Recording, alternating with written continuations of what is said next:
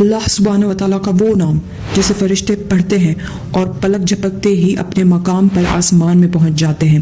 اللہ کا وہ نام جب پڑھتے ہیں تو اللہ جہاں چاہے زمین پر آ جاتے ہیں۔ وہ نام جو مردوں پہ پڑھا جائے تو مردہ زندہ ہو جائے، وہ نام جسے پڑھ کے زندوں پہ گور دیا جائے تو وہ مر جائے۔ آخر کیا ہے وہ نام جسے پڑھ کے کوئی بھی دعا کی جائے تو اللہ تعالیٰ وہ دعا قبول فرماتا ہے، رد نہیں فرماتا ہے؟ آخر کیا ہے وہ نام جسے دنیا آج اسم اعظم کے نام سے جانتی ہے؟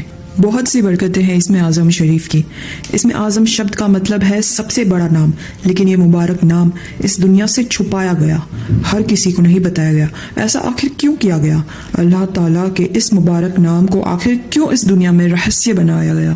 آئیے جانتے ہیں اس ویڈیو میں اسم اعظم کی حقیقت اور ہمارے نبی صلی اللہ علیہ وآلہ وسلم نے کیسے پردہ ہٹایا ہمارے لیے اس مبارک نام سے جو حدیث شریف سے ثابت ہے۔ تو بنے رہیں اس ویڈیو میں بالکل آخر تک۔ اسم اعظم کی طاقتوں کے قصے ایسے ہیں جو سن لے تو ہر مخلوق کی تمنا ہو جائے اس نام کو پا لینا۔ اسی طرح حضرت ذوالنون مصری رضی اللہ تعالیٰ عنہ کے زمانے میں ایک شخص تھا، کہا جاتا تھا کہ وہ مولوی تھے جو بڑے علم والے تھے۔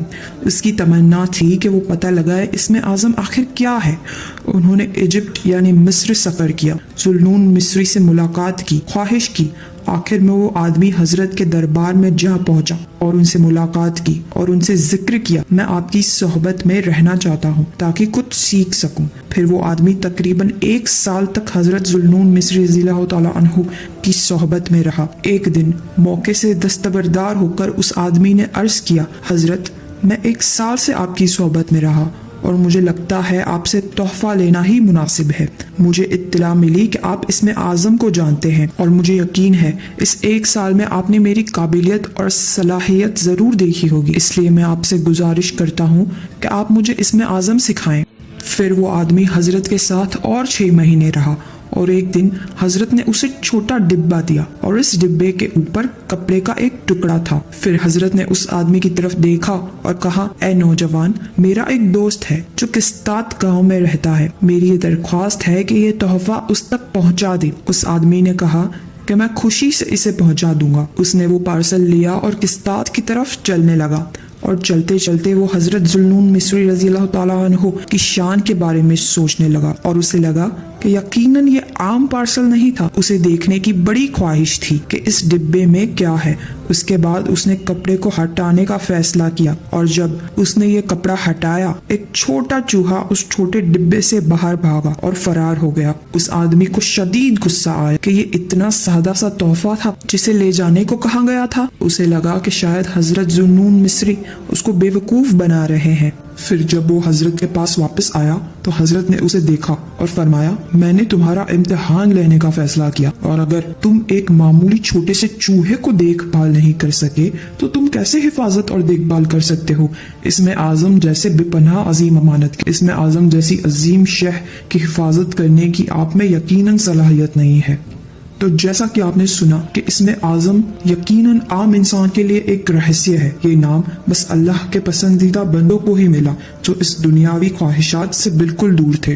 اور آپ خود غور کریں، رہسیہ ہو بھی کیوں نہ، ایسا عظیم نام جسے پڑھ لو تو فوراً دعا قبول ہو جائے۔ اگر اس دور کا انسان جان لے تو اس کا غیر استعمال بھی کر سکتا ہے۔ لیکن پیارے ناظرین، اس نام کو پوری طرح پردے میں نہیں رکھا گیا۔ ہمارے پیارے نبی صلی اللہ علیہ وسلم کی کافی حدیث ہے جس میں انہوں نے ہمیں قرآن پاک کی سورہ اور آیت بتائی جس میں ہم اسم اعظم کا پتہ لگا سکتے ہیں۔ لیکن یاد رہے، اسے بس نیکی اور بھلائی والی دعا سے پڑھیں، انشاءاللہ ضرور قبول ہوگی۔ تو آئیے اس حدیث شریف کو سنتے ہیں، اور اگر آپ چاہیں تو اس ویڈیو کو سیو کر کے رکھیں یا پھر حدیث شریف کا اسکرین شاٹ لے لیں تاکہ یہ دعائیں آپ کثرت سے پڑھ سکیں۔ حدیث شریف میں آیا ہے، نبی پاک صلی اللہ علیہ وسلم ایک آدمی کو کہتے ہوئے سنا، اے اللہ، بے شک میں تجھے تیرے اللہ ہونے کی وجہ سے سلام کرتا ہوں جو ایک ہے، ہمیشہ رہنے والا ہے، وہ جو نہ کسی کو جنا جاتا ہے نہ خود جنا جاتا ہے اور نہ ہی اس کا کوئی ہمسفر ہے۔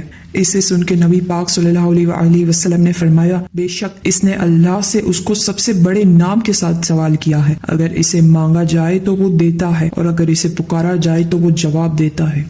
اس پر اور کئی ساری حدیث ہیں، جیسے کہ اس حدیث میں آیا گیا ہے، ابو امیہ رضی اللہ تعالیٰ عنہ سے روایت ہے، رسول اللہ صلی اللہ علیہ وسلم نے فرمایا، اللہ کا سب سے بڑا نام قرآن کی 3 سورتوں میں ہے، البقرہ، العمران اور ताहा।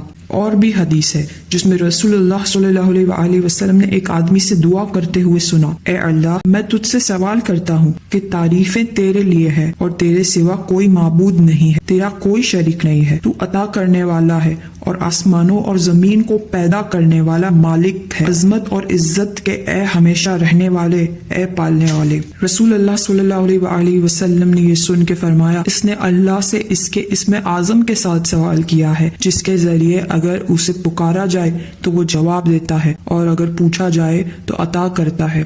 सुभान अल्लाह। तो जैसा कि आपने सुना, इसमें आजम शरीफ की बरकतें रसूलुल्लाह सल्लल्लाहु अलैहि वसल्लम से भी साबित हैं। और इस पर और एक हदीस में रसूलुल्लाह सल्लल्लाहु अलैहि वसल्लम ने फरमान किया, अल्लाह का सबसे बड़ा नाम कुरान की इन 2 आयत में है और तुम्हारा माबूद एक है, उसके सिवा कोई माबूद नहीं है, जो बहुत मेहरबान है, खास तौर पर रहम करने वाला है। ये सूरह बकरा की आयत है। और सूरह अल इमरान की शुरुआत में अलिफ लाम मीम, उसके सिवा कोई माबूद नहीं, हमेशा जिंदा रहने वाला, कायम रखने वाला है। रसूलुल्लाह सल्लल्लाहु अलैहि वसल्लम भी हमें इशारा करते हैं कि इन दुआओं को, इन आयतों को आप पढ़ा करें, इससे अल्लाह आपको जवाब देगा और इससे आपकी दुआएं कबूल होंगी इंशाअल्लाह ताला। लेकिन इसका मतलब ये नहीं कि आप बस इन आयत को पढ़ें, इस नाम को ढूंढें और बस इस नाम ही का जिक्र करके दुआ करें और कोई इबादत ना करें।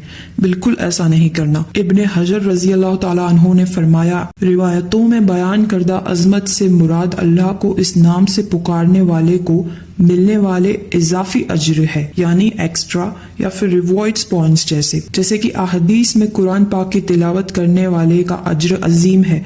इसका मतलब तिलावत करने वाले का इजाफी सवाब है। ये कि सबसे बड़े नाम से मुराद उस शख्स का जहन और तवज्जो है जो अल्लाह को इस नाम से पुकार रहा है और वो इस तरह हो कि उस पल उसके दिल और दिमाग में बस अल्लाह हो, और जो इस तरह होगा उसे अल्लाह ताला की तरफ से इंशाअल्लाह जरूर जवाब मिलेगा। तो जैसा कि आपने सुना कि ये अमल सिर्फ इजाफी अमल की तरह है। आपको आपकी नमाजें, कुरान शरीफ की तिलावत हमेशा चालू रखनी है और फिर इजाफी अमल या फिर जिक्र की तरह इस दुआ को पढ़ना है और दिलो दिमाग से अल्लाह को याद करना है। सिर्फ इस नाम को पढ़ के ही नहीं, सारी इबादतों के पढ़ने के दौरान अल्लाह को याद करना है। दिलो दिमाग में बस रब हो और अल्लाह के सिवा कोई और चीज ना हो, कोई और दुनियावी चीज ना हो। इंशाअल्लाह ताला आप अल्लाह के भी करीब होंगे और आपको अल्लाह की तरफ से जरूर जवाब मिलेगा।